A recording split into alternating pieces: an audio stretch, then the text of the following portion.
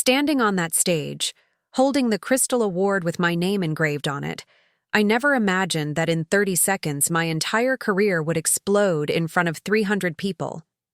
The applause was still echoing through the ballroom when my boss walked up to the microphone, smiled at the crowd, and announced that I was fired. Effective immediately. The same woman who had just saved the company from losing $800 million was being escorted out by security while the award ceremony continued behind me. I'd love to know which corner of the globe you're watching from. And if this story speaks to you, make sure to subscribe. Tomorrow's video is one you absolutely can't miss. But what happened next? Well, let's just say some people shouldn't. Push a financial analyst who knows where all the bodies are buried. My name is Sarah Chen, and until 6 months ago, I was the senior financial risk analyst at Meridian Capital, one of the largest investment firms on the East Coast. I'd been with the company for 8 years, working my way up from a junior analyst position to becoming the go-to person whenever the firm faced complex financial puzzles.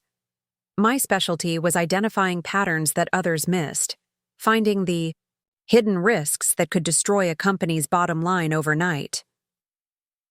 The story really begins 3 years ago when Meridian hired a new chief financial officer named Richard Blackwood. Blackwood came from a smaller firm in Chicago with a reputation for aggressive growth strategies and cost-cutting measures that impressed the board. He was tall, silver-haired, and had the kind of commanding presence that made executives feel confident about their investments. Within his first month, he'd restructured 3 departments and implemented new efficiency protocols that saved the company millions. I'll admit, I was initially impressed.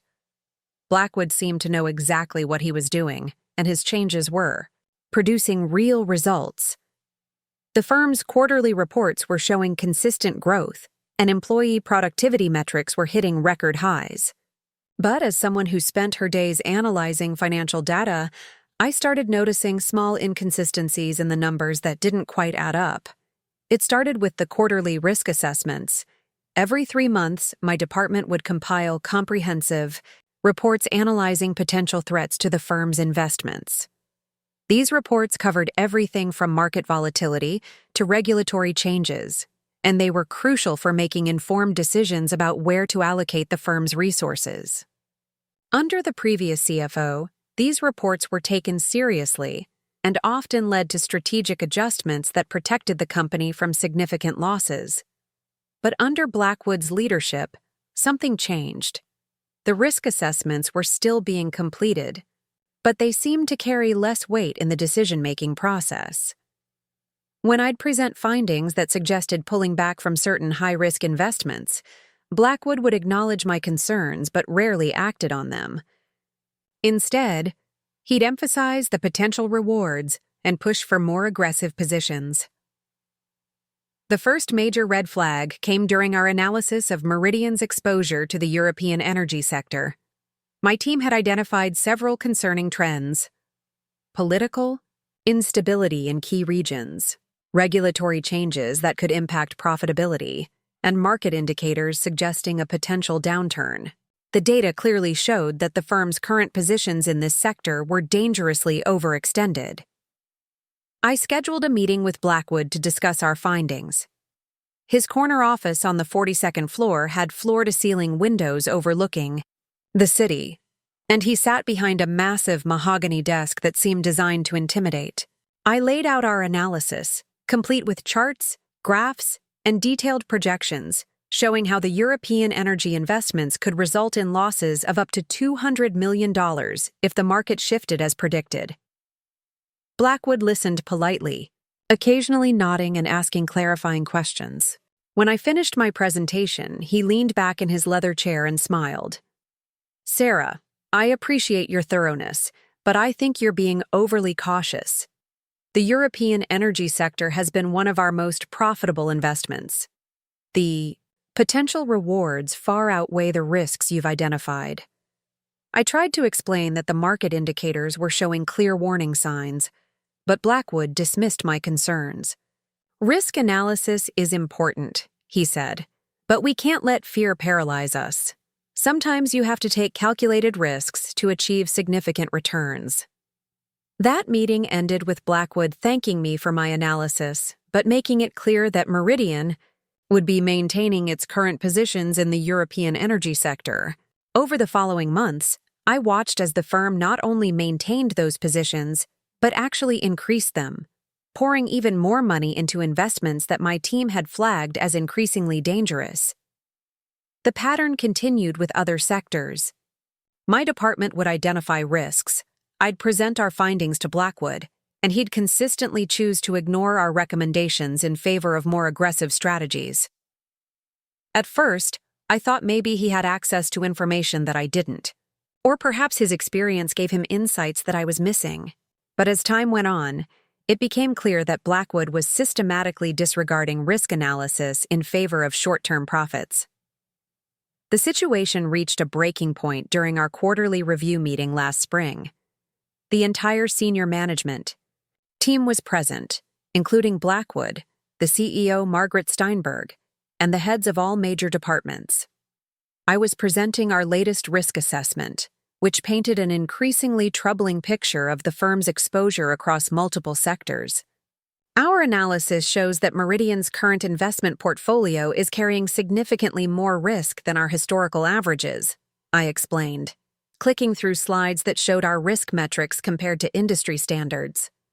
We're seeing concerning patterns in real estate, energy, and emerging markets that suggest potential volatility ahead. CEO Steinberg, a sharp woman in her early 60s who had built Meridian from a small regional firm into a major player, leaned forward. "What kind of exposure are we talking about, Sarah?" I took a deep breath. "Based on our models, if the markets shift as projected, we could be looking at combined losses of up to $800 million across all sectors." The room went silent. $800 million wasn't just a significant loss. It was the kind of hit that could threaten the firm's stability and potentially lead to massive layoffs or even bankruptcy. Steinberg turned to Blackwood. "Richard, what's your assessment of these projections?" Blackwood didn't hesitate. "I think Sarah's team is being overly pessimistic. Yes, there's always some risk in any investment portfolio, but the scenarios they're projecting are worst-case situations that are highly unlikely to occur. We've been seeing consistent returns from these investments, and I believe pulling back now would mean missing out on significant profits." I felt my stomach drop. "Richard, with respect, the data is showing clear warning signs. These aren't just worst-case scenarios. They're realistic projections based on current market trends." Blackwood's expression hardened slightly. "Sarah, risk analysis is important, but it's just one factor in our decision-making process. We can't let theoretical projections prevent us from capitalizing on real opportunities." The meeting continued for another hour, with various department heads weighing in on the discussion. But it was clear that Blackwood's influence with the CEO was strong, and by the end of the meeting, the decision was made to maintain the current investment strategy with only minor adjustments. Walking back to my office that day, I felt a mix of frustration and genuine concern. As a risk analyst, my job was to identify potential threats and present them to leadership. When those warnings were consistently ignored, it felt like I was failing in my primary responsibility to protect the company. Over the next few months, I watched as the market indicators I'd been tracking began to shift in exactly the ways my models had predicted. The European energy sector started showing signs of instability. Real estate markets were fluctuating more than usual, and emerging market investments were becoming increasingly volatile. Each week brought new data that confirmed my team's earlier projections. I continued to compile reports and present updates to Blackwood, hoping that the mounting evidence would finally convince him to take action. But his response remained consistent. The risks were overblown, the potential rewards justified the exposure, and pulling back now would be premature. The breaking point came in early October. I was working late in my office, analyzing the latest market data, when I discovered something that made my blood run cold. The patterns I'd been tracking weren't just suggesting potential losses anymore. They were showing that those losses were imminent. Based on the current trajectory, Meridian was looking at catastrophic losses within the next 6 to 8 weeks. I spent the entire night running and rerunning the calculations, hoping I'd made an error somewhere. But every analysis pointed to the same conclusion. The firm was headed for a financial disaster that would dwarf anything in its history. The next morning, I called an emergency meeting with Blackwood. I didn't go through the usual channels or schedule it through his assistant. I went straight to his office and told him we needed to talk immediately. "Richard, we have a serious problem," I said, spreading the latest reports across his desk. "The market conditions have deteriorated faster than we anticipated. If we don't take immediate action to reduce our exposure, we're looking at losses that could exceed $800 million within the next 2 months. Blackwood glanced at the reports but didn't seem particularly concerned. "Sarah, we've had this conversation before. I understand you're worried, but—" "No," I interrupted, something I'd never done before in a meeting with him. "This isn't about being worried. This is about mathematical certainty. The data is showing that our current positions are unsustainable. We need to start divesting immediately." For the first time since I'd known him, Blackwood looked genuinely annoyed. "Sarah, I appreciate your dedication, but you're overreacting. These kinds of market fluctuations are normal, and they typically correct themselves." I tried to explain the specific indicators that showed this wasn't a normal fluctuation, but Blackwood cut me off. "I think you need to step back and remember that risk analysis is just one component of our strategy. Your job is to provide information, not to make investment decisions." That comment stung more than I expected. My job is to protect this company from financial ruin, and right now, that's exactly what I'm trying to do. Blackwood stood up, signaling that the meeting was over. "I'll take your concerns under advisement, but I'm not making any drastic changes based on theoretical projections." I left his office feeling more frustrated than I'd ever been in my professional career. That afternoon, I made a decision that would change everything. I decided to go directly to CEO Steinberg with my findings. Steinberg's office was on the same floor as Blackwood's, but it had a completely different atmosphere. Where his was designed to intimidate, hers was arranged to facilitate collaboration. A lot of love and effort went into bringing this story to life. If you're enjoying it, we'd be so grateful if you'd subscribe to our channel. Now, back to where we left off.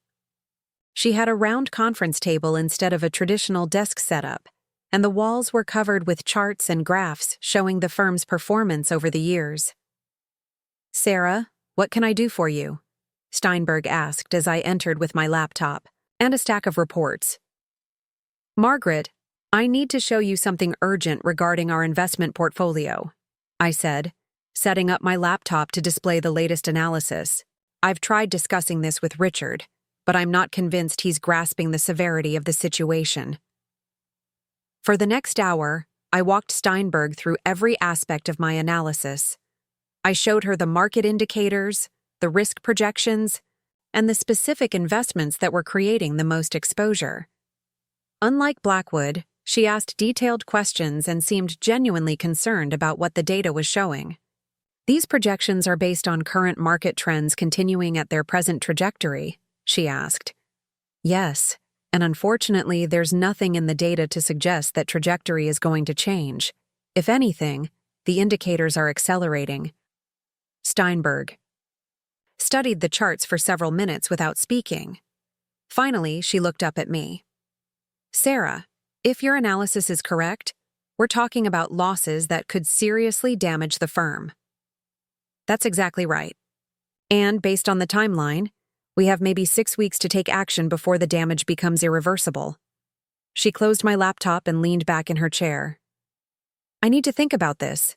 Can you prepare a comprehensive presentation for the board? I want them to see this analysis firsthand." I felt a surge of hope. Finally, someone in leadership was taking the warnings seriously. "Absolutely. How soon do you need it?" "Can you have something ready by Friday? I'll call an emergency board meeting for next week." I spent the next 3 days preparing the most comprehensive presentation of my career. I compiled every piece, of relevant data, created detailed visualizations of the risks, and developed multiple scenarios showing how different actions could impact the firm's financial position.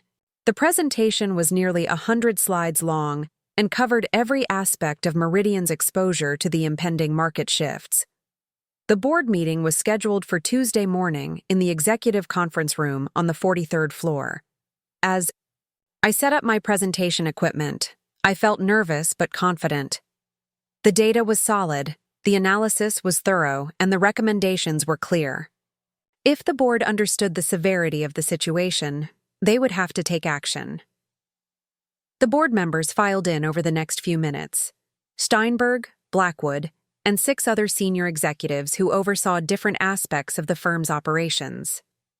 I noticed that Blackwood seemed unusually tense, but I attributed that to the seriousness of the situation we were discussing. "Good morning, everyone," Steinberg began. "Sarah has requested this meeting to present some urgent findings regarding our current investment portfolio. Sarah, the floor is yours." I launched into my presentation, starting with an overview of the market conditions and then diving into the specific risks facing Meridian's investments. I showed how the European energy sector was becoming increasingly unstable, how real estate markets were showing signs of significant correction, and how emerging market investments were facing unprecedented volatility. The combination of these factors creates a perfect storm scenario for our portfolio, I explained, clicking to a slide that showed the potential combined impact. Our models indicate that we could face losses of up to $850 million if current trends continue. Board member David Hartwell, who oversaw international investments, raised his hand. "Sarah, these projections seem quite extreme. What's the probability that all of these factors would align simultaneously?" Based on current market indicators, the probability is approximately 73% that we'll see significant losses across at least 3 of these sectors within the next 8 weeks. The probability of losses exceeding $500 million is over 60%. The room fell silent as the board members absorbed this information. Finally, board member Linda Morrison, who had been with the firm for over 15 years, spoke up. "What specific actions are you recommending?" I clicked to my recommendation slide. "We need to immediately begin reducing our exposure in the highest risk areas. Specifically, I recommend divesting at least 60% of our European energy positions, reducing our real estate investments by 40%, and pulling back from emerging markets until we see more stability." Blackwood, who had been silent throughout the presentation, finally spoke. "I have to respectfully disagree with Sarah's assessment. While I appreciate her thoroughness, I believe these projections are overly pessimistic and based on worst-case scenarios that are unlikely to materialize."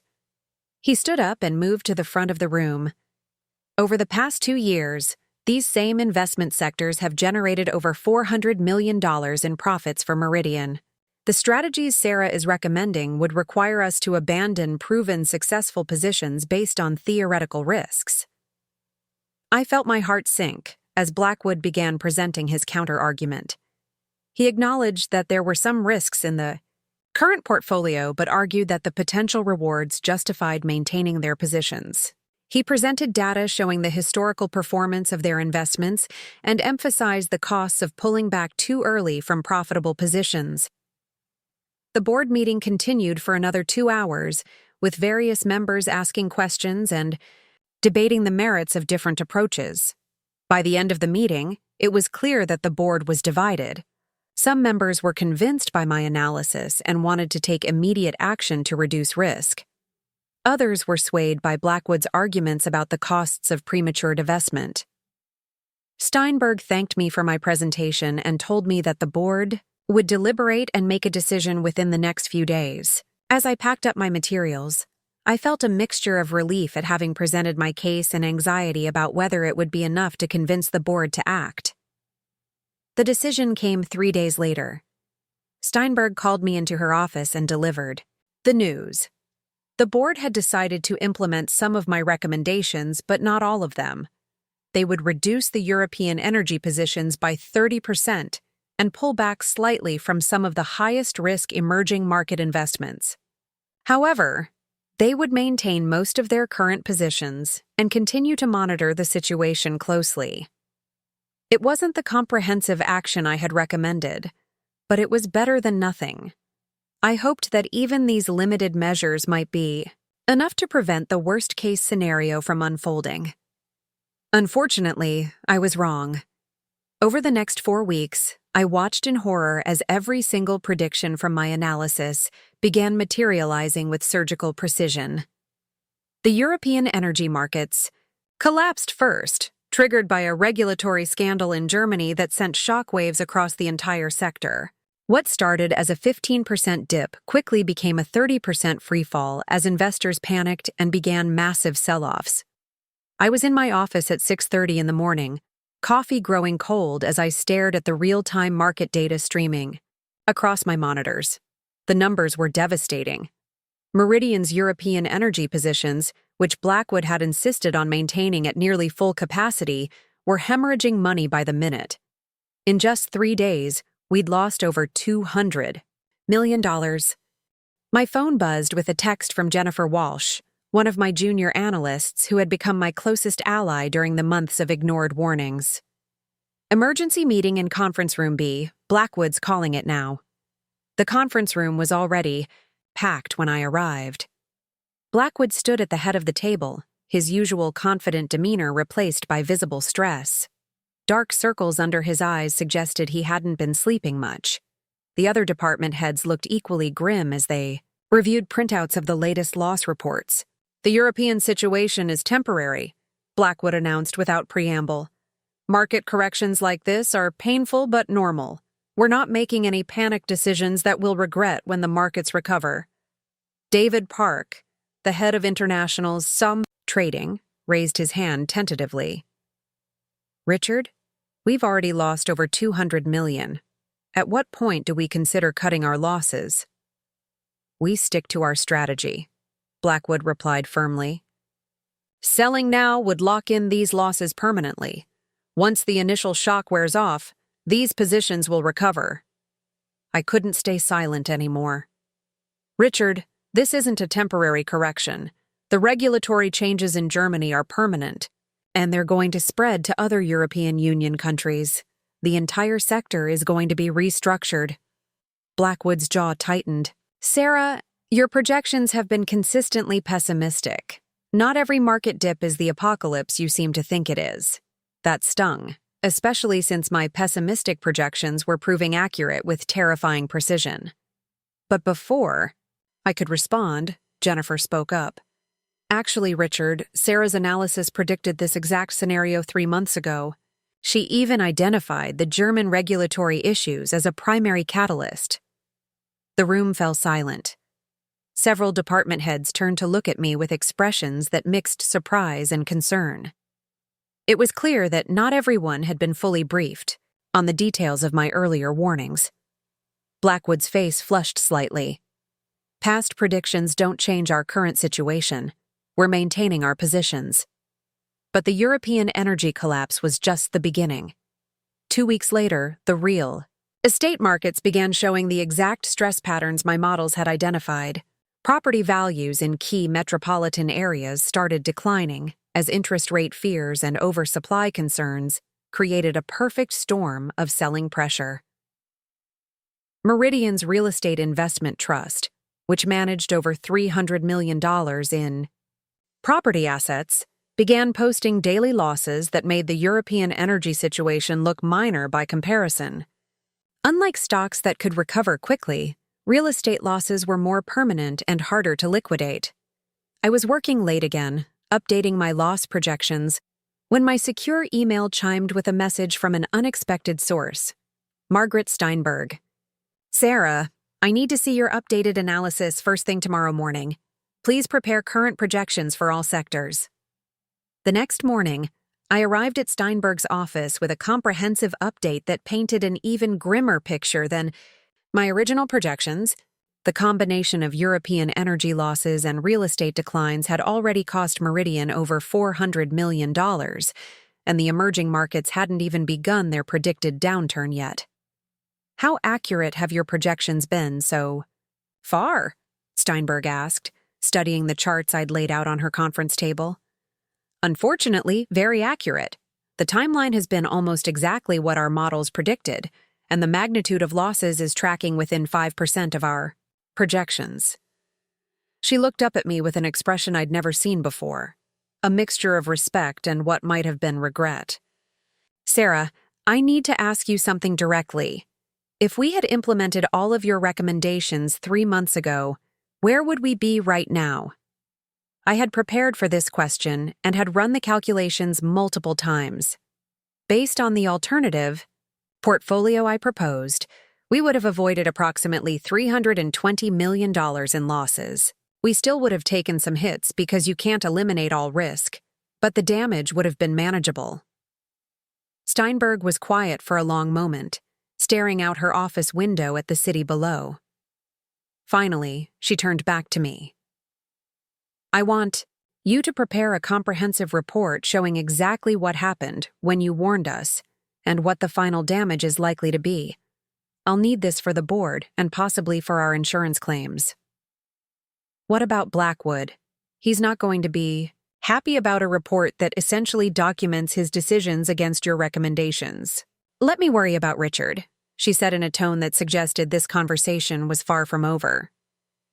The emerging markets collapse began the following week, triggered by currency instability in 3 key countries that sent ripple effects throughout the global economy.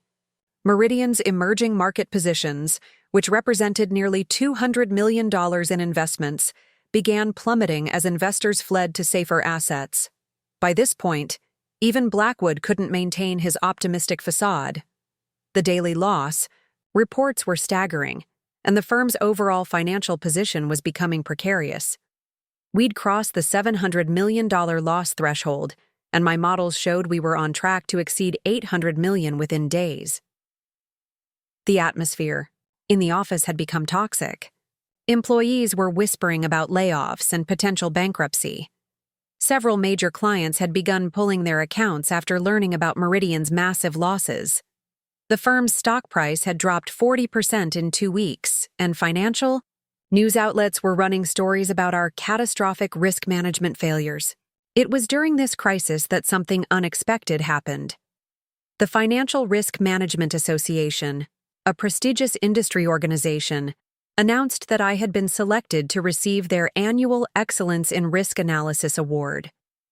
The award recognized financial professionals who had demonstrated exceptional skill in identifying and analyzing market risks. The timing was surreal. While Meridian was hemorrhaging money due to ignored risk warnings, I was being honored by my peers for the exact analysis that could have prevented the disaster. The award ceremony was scheduled for Friday evening at the Grand Metropolitan Hotel, and the invitation indicated that it would be attended by over 300 industry professionals. I wasn't sure whether to attend. Accepting an award for risk analysis while my own company was suffering massive losses felt awkward at best. But Jennifer convinced me that I had earned the recognition and shouldn't let Meridian's poor decisions overshadow my professional achievements. You would. Did everything right, Sarah, she told me over lunch that Wednesday. You identified the risks, you warned leadership repeatedly, and you provided clear recommendations. The fact that they didn't listen isn't your fault. I decided to attend the ceremony, though I kept the news quiet around the office. The last thing I wanted was to draw attention to the irony of receiving a risk management award while Meridian was collapsing due to poor risk management. Thursday afternoon, I was putting the finishing touches on the comprehensive report Steinberg had requested when my office phone rang. It was Blackwood's assistant, asking me to come to his office immediately for an urgent meeting. I found Blackwood pacing behind his desk, looking more agitated than I'd ever seen him. On his desk was a printout of an email that I recognized. It was the notification about my award from the Financial Risk Management Association. Is this some kind of joke? He demanded, holding up the printout. You're receiving an award for risk management while this company is losing hundreds of millions of dollars? I kept my voice calm and professional. The award is based on peer review of my analysis and recommendations over the past 2 years. It has nothing to do with whether those recommendations were implemented. It makes us look incompetent, Blackwood snapped. How do you think it's going to look when the industry finds out that our risk analyst is being honored while we're posting record losses? It's going to look like we had good analysis that wasn't followed, I replied, perhaps more bluntly. Then I should have. Blackwood's face turned red. Your analysis was overly cautious and would have cost us millions in missed opportunities. My analysis would have saved us over $300 million in losses. We stared at each other across his desk, years of professional disagreement, finally boiling over into open conflict. Finally, Blackwood sat down and composed himself. I don't want you attending that ceremony, he said. It's not appropriate given the company's current situation. I felt a surge of anger. Richard, this award represents recognition from my professional peers for work I did on my own time, using my own expertise. You can't prevent me from accepting it. I can if I consider it detrimental to the company's interests. The company's interests would have been better served if you had listened to my analysis months ago. That was apparently the last straw. Blackwood stood up abruptly and pointed toward the door. This meeting is over. You're not attending that ceremony, and if you have a problem with that, you can discuss it with HR. I left his office knowing that Friday evening was going to be more complicated than I had anticipated. But I had no intention of missing the ceremony. After 8 years of dedicated service to Meridian, and after months of watching my warnings go unheeded while the company suffered exactly the losses I had predicted, I deserved to have my professional achievements recognized. Friday evening arrived with unseasonable warmth for late October. I chose a navy blue dress that was professional, but elegant, appropriate for an industry award ceremony. As I got ready, I reflected on how different my life had become over the past few months. The confident, respected analyst who had once enjoyed collaborative relationships with senior management had been replaced by someone who felt constantly at odds with her own leadership. The Grand Metropolitan Hotel's ballroom was exactly as elegant as I had expected. Crystal chandeliers illuminated round tables where industry professionals mingled over cocktails and hors d'oeuvres. I recognized many faces from conferences and professional meetings over the years, and several colleagues approached me to offer congratulations on the award. What I didn't expect was to see Richard Blackwood and Margaret Steinberg at a table near the front of the room. The sight of Blackwood and Steinberg sitting together at that front table sent a chill down my spine. Blackwood was wearing his most expensive suit, the charcoal gray Armani he reserved for board meetings and client presentations. Steinberg looked elegant in a black cocktail dress, but her expression was unreadable from across the room. Neither of them had mentioned attending the ceremony, and their presence felt ominous given Thursday's confrontation. I tried to focus on networking and enjoying the evening, but I kept glancing toward their table. Blackwood seemed to be having animated conversations with other attendees, his usual charismatic self on full display. Steinberg was more reserved, occasionally nodding at something he said, but mostly observing the room with the calculating gaze that had made her legendary in the industry. Dr. Patricia Hawkins, the association's president, approached the podium as dinner concluded. Ladies and gentlemen, we're here tonight to celebrate excellence in financial risk management. This year's recipient of our highest honor has demonstrated exceptional analytical skill and professional integrity in identifying potential market threats. My heart began racing as she continued.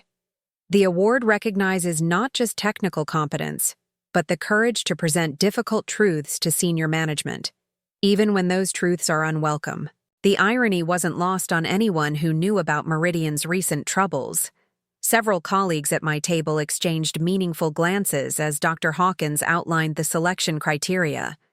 This year's recipient identified multiple market vulnerabilities, months before they materialized, potentially saving her firm hundreds of millions in losses through proactive risk assessment. Her work exemplifies the highest standards of our profession. As she spoke, I noticed Blackwood's expression growing darker. He was gripping his wine glass so tightly his knuckles had turned white. Steinberg leaned over and whispered something to him, but he shook his head curtly. Please join me in congratulating this year's Excellence in Risk Analysis Award recipient, Sarah Chen of Meridian Capital. The applause was thunderous as I stood and made my way to the stage. The walk felt surreal. 300 industry professionals clapping for analysis that had been systematically ignored by my own company's leadership. As I climbed the steps, I could see Blackwood's table clearly. His face was a mask of barely controlled fury. Dr. Hawkins handed me the Crystal Award, a beautiful piece with my name and the association's logo etched in elegant script. Congratulations, Sarah. Would you like to say a few words? I hadn't prepared a speech, but standing at that podium, looking out at faces I'd known for years, I felt compelled to address the elephant in the room. Thank you for this incredible honor, I began, my voice carrying clearly through the microphone. Risk analysis is often a thankless job. We're the people who point out problems that everyone hopes won't happen. We're the ones who recommend caution when others want to pursue aggressive growth. The audience was completely attentive.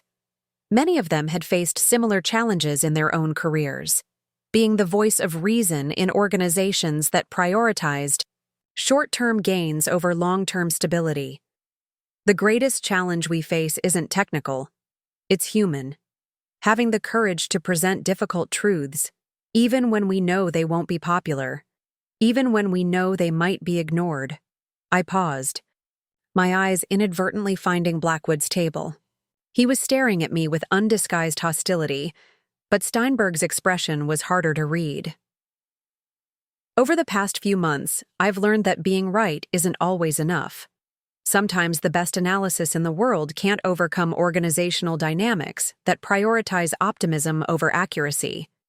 But we have to keep doing our jobs anyway, because the alternative, remaining silent when we see disaster coming, is unacceptable. The applause when I finished was even more enthusiastic than before. Several people gave me a standing ovation, and I noticed approving nods from industry veterans who had faced similar challenges throughout their careers. As I left the stage, award in hand, I felt a complex mixture of pride and melancholy. The recognition was meaningful, but it was overshadowed by the knowledge that my relationship with Meridian's leadership had probably been irreparably damaged by my comments. I was barely back at my table when I saw Blackwood approaching. His usual diplomatic smile was nowhere to be seen, replaced by an expression of cold determination. Several other attendees stepped aside as he made his way directly toward me. "Sarah, we need to talk," he said, his voice low but carrying an unmistakable edge of anger. "Richard, this is hardly the place for a business discussion," I replied, conscious that dozens of people were watching our interaction. "Actually, I think this is exactly the right place," he said, his voice growing louder. "Since you chose to make this a public forum for criticizing Meridian's management." The conversations around us began to quiet as people sensed the brewing confrontation. I could see Dr. Hawkins watching from across the room, clearly concerned about the tension that was building. "I didn't mention Meridian in my remarks," I said, trying to keep my voice calm and professional. "You didn't have to. Everyone here knows where you work, and your little speech about ignored analysis was clearly directed at me." The room was getting quieter now, with more people turning to watch what was obviously becoming a public confrontation. I noticed Steinberg approaching from behind Blackwood, but she remained silent. "Richard, perhaps we should discuss this privately," I suggested, hoping to diffuse the situation before it escalated further. "No, I think the timing is perfect," he said, his voice now carrying throughout the ballroom. "Since you seem to enjoy public recognition, let me give you some more."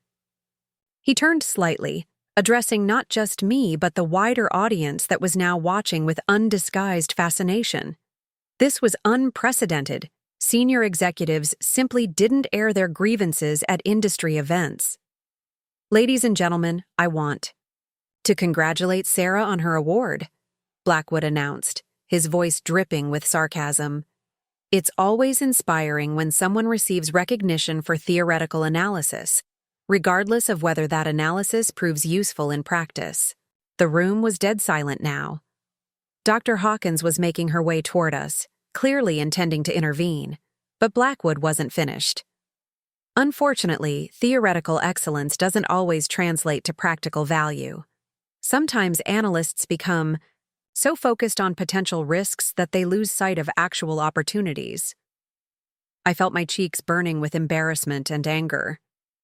Richard, this is completely inappropriate. What's inappropriate, he continued, is accepting awards for work that has contributed to significant financial losses at your own company. A murmur went through the crowd. Many people knew about Meridian's recent troubles, but hearing it acknowledged so publicly was shocking. The losses occurred because my recommendations were ignored, I said, my voice stronger now. I wasn't going to let him rewrite history in front of my professional peers. Your recommendations would have cost us millions in missed opportunities, Blackwood shot back. Risk analysis is supposed to inform decision-making, not paralyze it.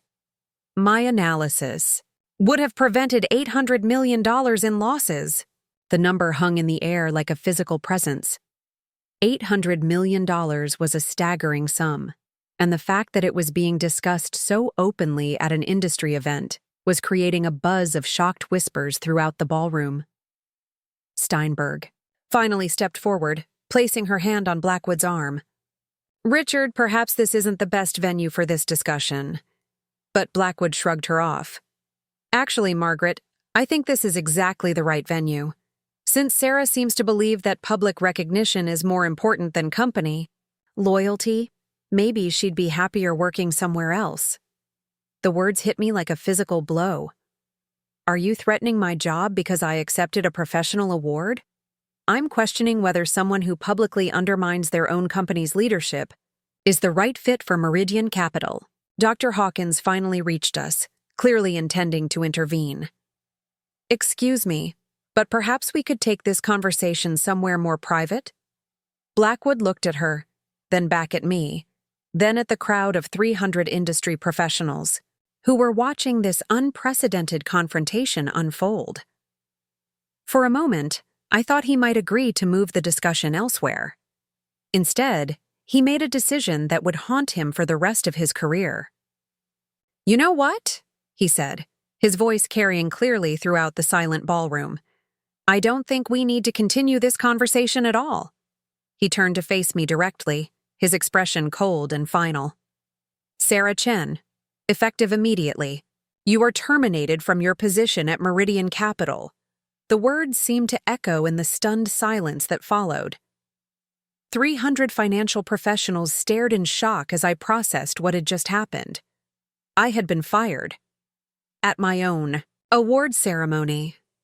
In front of the entire industry. Security will escort you from the building on Monday to collect your personal belongings, Blackwood continued, apparently oblivious to the horrified expressions surrounding him. Your access to company systems has been revoked. I stood there, still holding my crystal award, trying to comprehend the surreal nature of what had just occurred. The woman who had been honored for saving companies from financial disaster had just been fired for exactly that expertise. Steinberg looked mortified, her face pale as she realized the magnitude of what Blackwood had just done. Dr. Hawkins appeared, stunned, clearly never having witnessed anything like this at a professional event. But it was the expressions on the faces of my colleagues that really drove home the gravity of the situation. These were people who had worked with me for years, who knew my reputation and my capabilities. They were looking at Blackwood with a mixture of shock and disgust that suggested his career had just taken a catastrophic turn. Richard, Steinberg said quietly, "What have you done?" The silence that followed Steinberg's question was deafening. 300 of the industry's most influential professionals had just witnessed the most spectacular act of professional self-destruction in recent memory. Blackwood seemed to realize what he'd done, his face cycling through confusion, defiance, and the beginning of what might have been panic. I stood there for another moment, Crystal Award still in my hands, before turning to address the stunned audience. Ladies and gentlemen, thank you for this honor. I hope the work it represents will continue to have value, regardless of where I practice it. The applause that followed was unlike anything I'd ever experienced. It started slowly, with a few people clapping, then built into thunderous support. That felt more like a standing ovation for someone taking a principled stand than a polite response to a speech. People were on their feet, some wiping away tears, others shaking their heads in disbelief at what they'd witnessed. As I walked off that stage, I felt something I hadn't expected. Freedom. For months, I'd been fighting to protect a company that refused to listen. Now, suddenly, that burden was gone. But more importantly, Blackwood had just made the kind of mistake that would have consequences far beyond firing one employee. Dr. Hawkins intercepted me before I reached the exit. "Sarah, I am so sorry about what just happened. That was completely inappropriate and unprofessional." "Thank you, Patricia. But you know what? I think this might be the best thing that could have happened to me." She looked confused. "How can you say that?" I glanced back toward Blackwood's table, where he was now in heated conversation with Steinberg while other attendees gave them a wide berth. "Because now I'm free to tell the whole truth about what's been happening at Meridian. And trust me, there's a lot more to this story." The weekend that followed was a blur of phone calls, emails, and unexpected opportunities. Word of what had happened spread through the financial industry like wildfire. By Saturday morning, I had received calls from 3 major financial news outlets, 2 competing investment firms, and a litigation attorney who specializes in wrongful termination cases. But the most interesting call came from Marcus Rodriguez, an investigative journalist with the Financial Tribune who had been following Meridian's recent troubles. "Sarah, I've been tracking the timeline of Meridian's losses, and the pattern suggests they had advance warning that was ignored. Would you be willing to go on record about your role in risk assessment there?" For the first time since Friday night, I smiled. "Marcus, I think that conversation is long overdue."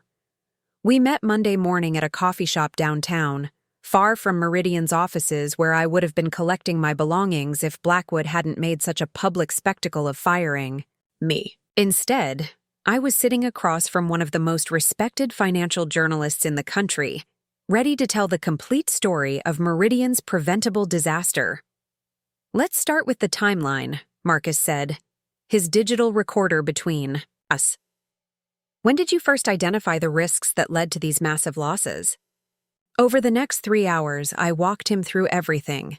The initial risk assessments that Blackwood had dismissed, the board presentation that had been only partially implemented, the specific warnings about European energy, real estate markets, and emerging economies. Most importantly, I provided him with documented evidence of every recommendation I had made and every time those recommendations had been rejected. "You have all of this in writing?" Marcus asked, reviewing copies of my reports and email exchanges. "Everything. I learned early in my career to document important communications. I never imagined I'd need them to defend my professional reputation, but here we are." Marcus's article ran Wednesday morning with the headline, "Meridian Capital, a $800 million failure of leadership." The piece was devastating in its detail, laying out exactly how Blackwood's decisions had directly led to the firm's catastrophic losses despite clear warnings from their own risk management team. But the article was just the beginning. That afternoon, I received a call from Janet Morrison, a partner at Morrison & Associates, one of the city's most prestigious employment law firms.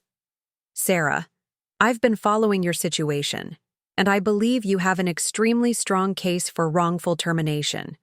Being fired for performing your job duties effectively, especially in such a public and humiliating manner, creates several legal issues for Meridian." "I'm listening," I said, settling into my home office chair. "First, You were terminated in retaliation for raising legitimate concerns about company risk management. Second, the public nature of your termination appears designed to damage your professional reputation. Third, and most importantly, your termination occurred immediately, after you received recognition for the exact work that Meridian is now suffering for ignoring. The legal strategy Janet outlined was more comprehensive than I had imagined possible. Beyond wrongful termination, she identified potential claims for retaliation, defamation, and interference with business relationships. But the most intriguing possibility was a whistleblower claim related to my efforts to warn about the financial risks. The key is that you repeatedly tried to prevent financial harm to the company and its stakeholders, Janet explained. When that information becomes public, it creates a narrative of corporate negligence that juries find very compelling. Thursday brought another unexpected development. Rebecca Walsh, the senior vice president at Hartwell Financial Group, one of Meridian's largest competitors, called with an offer that took my breath away. Sarah, we've been following your situation closely. Your analysis of the market conditions has been vindicated in every respect. And frankly, we're embarrassed that our own risk management team didn't see what you saw. She paused before continuing. We'd like to offer you a position as our director of strategic risk analysis, with a compensation package that reflects the value you clearly bring to financial risk assessment. The offer was stunning. A 40% salary increase, equity participation in the firm, and most importantly, a guarantee that risk assessments would be presented directly to the CEO and board without interference from other executives. We want someone who has the courage to tell us things we don't want to hear, Rebecca explained. Friday night proved that you're exactly that person, but accepting the job offer would have to wait. Janet had scheduled meetings with Meridian's legal team to discuss settlement terms for my wrongful termination claim, and those conversations were revealing just how precarious Blackwood's position had become. They're in full damage control mode, Janet reported after the first negotiation session. Meridian's attorneys are more concerned about the public relations nightmare than the legal liability. Having their CFO fire their award-winning risk analyst at an industry event has created exactly the kind of story that destroys careers and companies. The settlement discussions revealed information that confirmed my worst suspicions about Blackwood's decision-making. Internal emails showed that several board members had questioned his dismissal of my risk assessments, and at least 2 major clients had specifically cited my departure as a reason for transferring their accounts to other firms. Most damaging of all was the revelation that Meridian's insurance company was denying coverage for a significant portion of the investment losses, specifically citing the company's failure to follow documented risk management recommendations as grounds for denial. Essentially, Janet explained, Blackwood's decision to ignore your analysis didn't just cost them $800 million in losses. It also voided their insurance coverage, meaning they're personally liable for the full amount. Friday morning brought the news that would complete Blackwood's professional destruction. Margaret Steinberg called an emergency board meeting and presented a motion of no confidence in his leadership. The vote was unanimous. By noon, Meridian's stock price had recovered slightly on news of Blackwood's termination, but the damage to the firm's reputation was already done. 3 more major clients announced they were transferring their accounts, and industry analysts were openly questioning whether Meridian could survive the combination of massive losses and leadership failures. I was in Janet's office reviewing the final settlement terms when her assistant knocked on the door. Ms. Morrison, there's Richard Blackwood here. He says he needs to speak with Ms. Chen urgently. Janet and I exchanged glances. Send him in, I said. This should be interesting. Blackwood entered looking like a man who hadn't slept in days. His usual immaculate appearance was disheveled, his expensive suit wrinkled, and the confident demeanor that had defined his public persona was completely gone. Sarah, I need to talk to you, he said, ignoring Janet entirely. This has gotten out of hand. Really? I replied, my voice carefully neutral. What specifically has gotten out of hand? The media coverage, the legal action, the way this whole situation is being portrayed. It's destroying my career. I leaned back in my chair, studying the man who had systematically ignored my warnings and then humiliated me in front of 300 industry professionals. Richard, your career was destroyed the moment you decided to fire me at that award ceremony. Everything that's happened since then has just been the natural consequences of that decision. I made a mistake, he said, desperation creeping into his voice. I was under enormous pressure, and I reacted poorly. But this campaign you're conducting is ruining everything I've worked for. Campaign? I stood up, my composure finally slipping. Richard, I haven't conducted any campaign. I've simply told the truth about what happened. The fact that the truth is destroying your career says everything about the choices you made. Janet cleared her throat. Mr. Blackwood, if you're here to discuss settlement terms, we're prepared to listen. But if you're here to blame my client for the consequences of your own actions, this conversation is over. Blackwood looked between us, realizing that he had no leverage and no allies. The man who had once commanded respect throughout the financial industry was now facing professional exile because he had chosen pride over prudence. What do you want? He asked finally. I smiled for the first time since entering Janet's office. Justice, Richard, and I'm about to get it. The settlement negotiation that followed was unlike anything Janet had seen in 20 years of employment law. Meridian's legal team arrived with 3 senior partners and a briefcase full of documents that essentially amounted to an admission of complete corporate failure. Our client is prepared to offer a settlement of $4.7 million, announced Harold Peterson, Meridian's lead counsel, his voice carrying the defeated tone of someone who knew they had no negotiating power. The amount was staggering, but Janet barely blinked. That's a starting point. Let's discuss the other. Terms.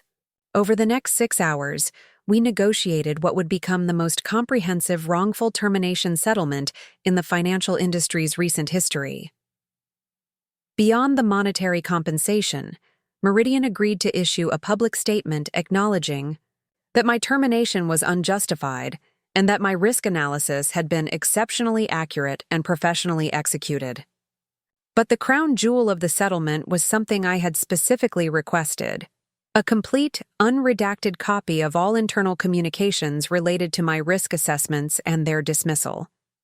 These documents would become the foundation for a case study that business schools would use for decades to illustrate the catastrophic consequences of ignoring expert risk analysis. There's one more thing, I said, as the lawyers prepared to finalize the agreement.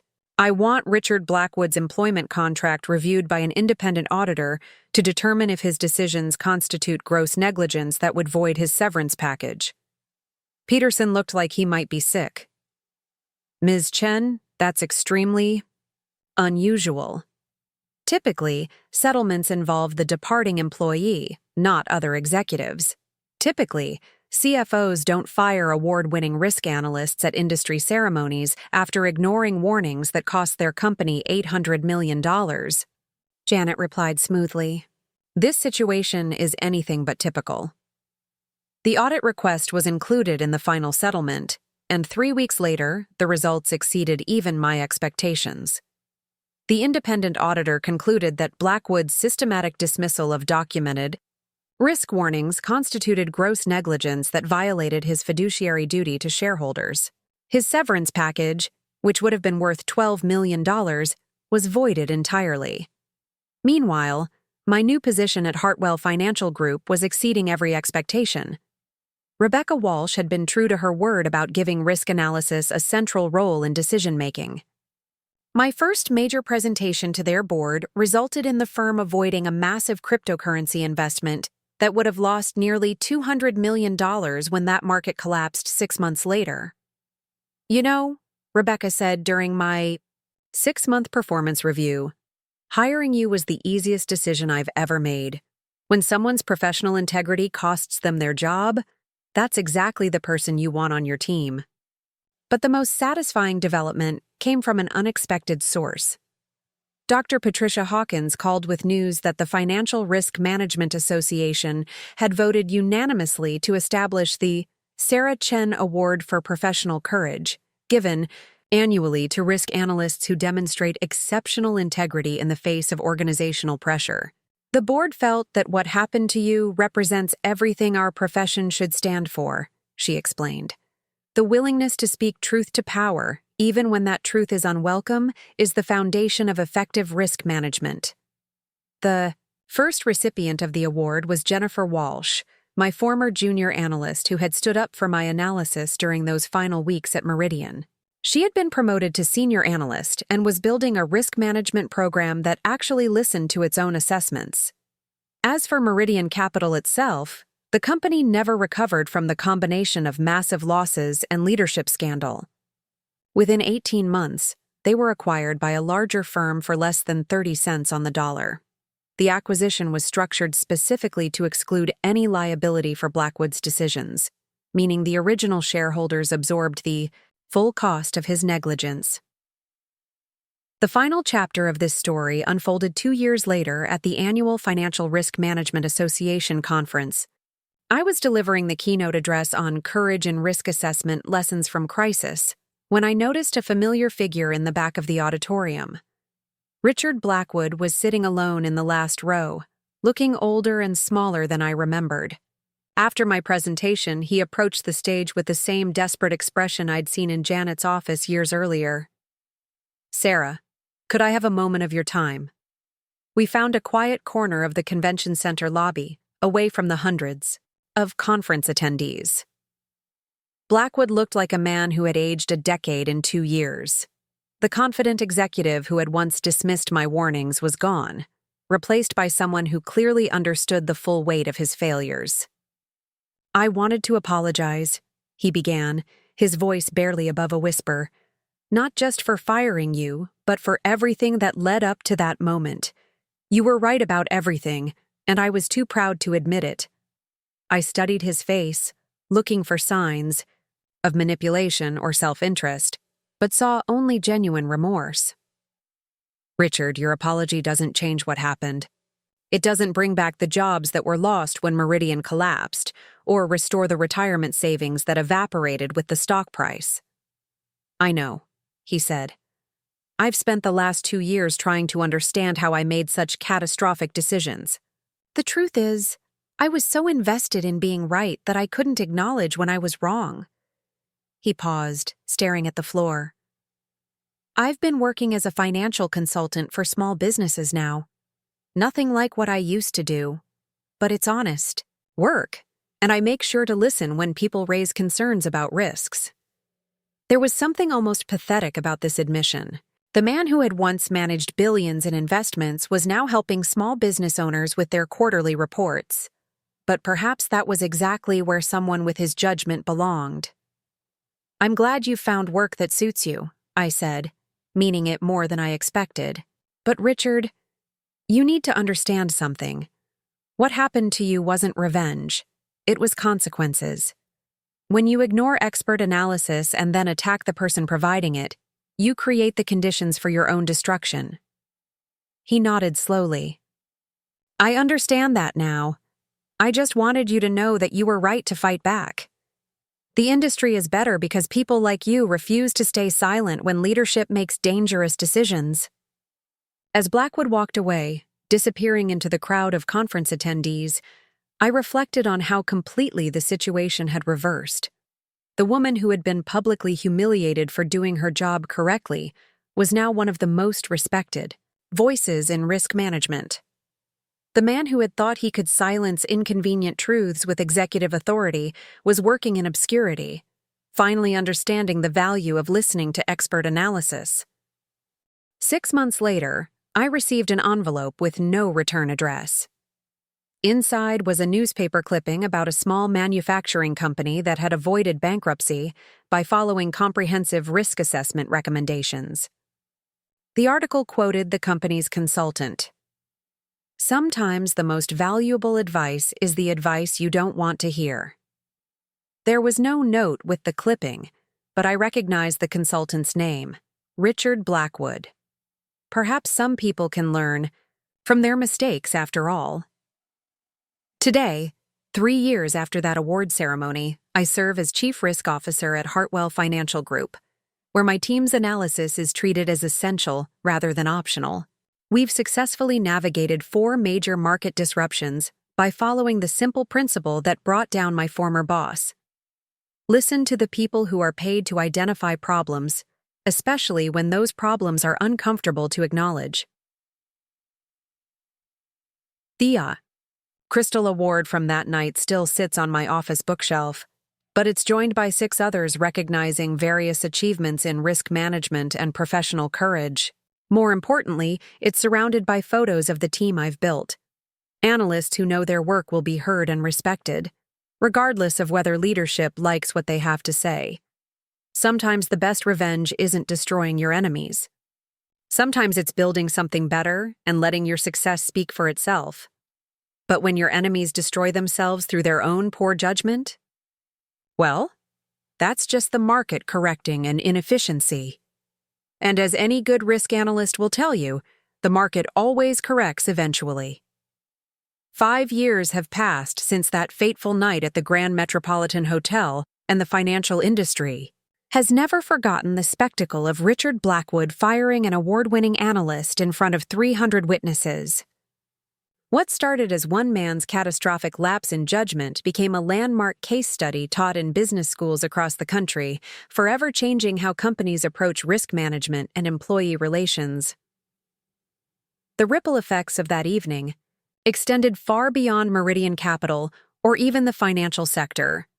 Corporate boards nationwide began implementing new protocols requiring that risk assessments be presented directly to independent directors, bypassing executives who might have conflicts of interest in hearing uncomfortable truths. The Meridian Protocols, as they became known, fundamentally altered the relationship between risk analysts and corporate leadership. My own journey took turns I never could have imagined that night. After 3 successful years as Chief Risk Officer at Hartwell Financial Group, I was recruited by the Federal Reserve Bank to lead their new Systemic Risk Assessment Division. The position came with unprecedented authority to investigate and report on risks that could threaten the entire financial system, independent of political or corporate pressure. The irony wasn't lost on me. The woman who had been silenced for identifying $800 million in potential losses was now responsible for protecting trillions in systemic assets. My first major report identified vulnerabilities in the derivatives market that led to regulatory changes preventing what economists later estimated could have been a $2 trillion crisis. But perhaps the most unexpected development came through a phone call I received on a quiet Tuesday morning in my Federal Reserve office. My assistant announced that Margaret Steinberg was on line 1, requesting an urgent conversation. "Sarah, I hope you'll forgive the presumption of calling you directly," Steinberg began, her voice carrying the same authoritative tone I remembered from our Meridian days. "I have a proposition that I think might interest you." Steinberg had rebuilt her career after Meridian's collapse, founding Steinberg Advisory, a boutique consulting firm specializing in crisis management for financial institutions. Her reputation for turning around troubled companies had made her one of the most sought-after advisors in the industry. "I've been approached by the board of Continental Financial Group," she continued. "They're facing a situation remarkably similar to what we experienced at Meridian, and they've specifically requested someone with your expertise to conduct an independent risk assessment." Continental was one of the largest investment firms on the West Coast, managing over $50 billion in assets. Recent market volatility had raised questions about their risk exposure, and several board members were concerned that their executive team might be downplaying potential threats. "They want someone who has proven willing to speak truth to power, regardless of the consequences," Steinberg explained. "Your reputation for integrity and analytical excellence makes you the obvious choice." The consulting engagement that followed was unlike anything in my previous experience. Continental's board had learned from Meridian's mistakes. giving me complete independence to assess their portfolio without interference from management. What I discovered was a company on the brink of repeating history, with aggressive investment, strategies that ignored fundamental risk principles. My presentation to Continental's board was comprehensive and unflinching. Their current portfolio carried exposure that could result in losses exceeding $1.2 billion if market conditions shifted as my models predicted. Unlike my experience at Meridian, however, this board listened. Ms. Chen, said Continental's chairman David Kruger after reviewing my analysis, your recommendations would require us to fundamentally restructure our investment strategy. The short-term costs would be significant. The alternative costs could be catastrophic, I replied, displaying the projections that showed Continental following Meridian's path to near bankruptcy. The choice isn't between profits and caution, it's between sustainable returns and potential extinction. The board voted unanimously to implement my recommendations, despite strong opposition from their investment team. Over the following 18 months, as my predicted market corrections materialized with devastating accuracy, Continental not only avoided massive losses, but actually profited from their defensive positioning while competitors struggled. The success at Continental led to an avalanche of similar engagements. Corporate boards across the country began requesting independent risk assessments from someone with a proven track record of being right when it mattered most. What had started as a career in risk management had evolved into something larger. A crusade to prevent the kind of institutional blindness that had destroyed Meridian. My consulting practice, which I eventually established as Chen Risk Advisory, became the gold standard for independent financial analysis. Our motto, suggested by Jennifer Walsh during one of our quarterly reunions, was simple: truth has no agenda. The practice grew to employ 37 risk analysts, each trained in the principles that had guided my work since those early days. At Meridian, comprehensive analysis, clear communication, and unwavering integrity regardless of political pressure.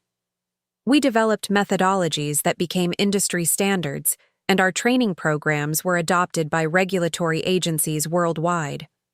But the most satisfying aspect of my new role was mentoring young analysts who reminded me of myself in those early career days, teaching them to have the courage of their convictions, to present difficult truths clearly and professionally, and to never compromise their analytical integrity for short-term career advantages. One such analyst, Michael Torres, came to me after his first major presentation to a client's board. Ms. Chen, they didn't want to hear what the data was telling them. The CFO actually suggested I was being too conservative and should reconsider my projections. I smiled, remembering similar conversations from my own past. Michael, what did your analysis show? Significant exposure in emerging markets that could result in $200 million in losses over the next 12 months. And do you believe your analysis is accurate? Yes, completely. I've run the models multiple times, and the data is clear. Then your job is done. You've provided the analysis and made your recommendations. Whether they choose to listen is their decision, but the responsibility for that choice rests with them, not with you. 6 months later, Michael's predictions proved accurate to within 3%. The client, who had initially dismissed his warnings, not only avoided the predicted losses but hired Chen Risk Advisory for a comprehensive portfolio review that identified additional vulnerabilities worth hundreds of millions in potential savings. These experiences reinforced a lesson I'd learned from my own journey. Integrity and expertise create their own success over time. The market rewards accuracy and punishes wishful thinking, regardless of how much political power supports the wishful thinking. The annual Financial Risk Management Association conference had become something of a personal tradition.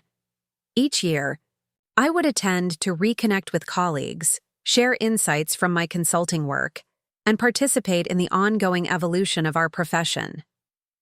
The conference had grown significantly since that memorable night when I received my first award, now attracting over 1,500 participants from around the world. This year's keynote address was delivered by Dr. Amanda Foster, a young economist, whose work on behavioral finance had revolutionized understanding of why smart people make catastrophically poor decisions. Her research had identified the psychological mechanisms that led executives like Blackwood to dismiss expert analysis in favor of optimistic assumptions. The Meridian case, as academics had begun calling it, demonstrates how cognitive biases can override rational decision-making even when the stakes are existential, Dr. Foster explained to the attentive audience. The combination of overconfidence bias, confirmation bias, and authority bias created a perfect storm of institutional blindness. Sitting in the audience, listening to my own experience being analyzed as a case study in corporate psychology, I felt a complex mixture of pride and sadness. Pride that the lessons learned from Meridian's failure were being used to prevent similar disasters. Sadness that those lessons had required such a destructive learning experience. After Dr. Foster's presentation, I was approached by a young woman who introduced herself as Lisa Park, a risk analyst at a major investment bank. Ms. Chen, I wanted to thank you for everything you've done for our profession. Your willingness to stand up for analytical integrity, even when it cost you personally, has made it easier for all of us to do our jobs honestly. Lisa, you don't need to thank me. What happened at Meridian wasn't heroic. It was just refusing to compromise professional standards. The real heroes are analysts like you who prevent crises that never make headlines because they never happen. As the conference concluded and attendees began their journeys home, I reflected on how completely my life had changed since that award ceremony 5 years earlier. The woman who had been publicly humiliated for doing her job correctly had become one of the most respected voices in financial risk management. The principles that had cost me one career had built an even better one, but perhaps the most important change wasn't professional, but personal. I had learned that integrity isn't just about being right. It's about having the courage to speak truth even when that truth is unpopular, unwelcome, or personally costly. In a world where short-term thinking often dominates decision-making, someone has to be willing to point out the long-term consequences. Standing in the hotel lobby where it all began, holding my latest industry recognition, a Lifetime Achievement Award for contributions to financial risk management, I realized that Blackwood had actually done me a favor that night. By firing me so publicly and dramatically, he had freed me from the constraints of corporate politics and given me the platform to build something larger and more meaningful. Sometimes the worst thing that happens to you turns out to be the best thing that could have happened. Sometimes getting fired is the first step toward finding your true calling, and sometimes the people who try to silence you end up amplifying your voice more than you ever could have imagined.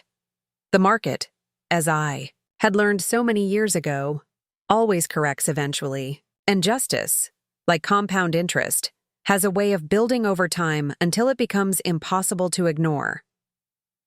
Looking for more? We've got 2 amazing stories ready for you right on screen. If this one touched you, these are absolutely worth your time. Click to watch them now. And hey, subscribe and hit that bell to never miss our latest uploads.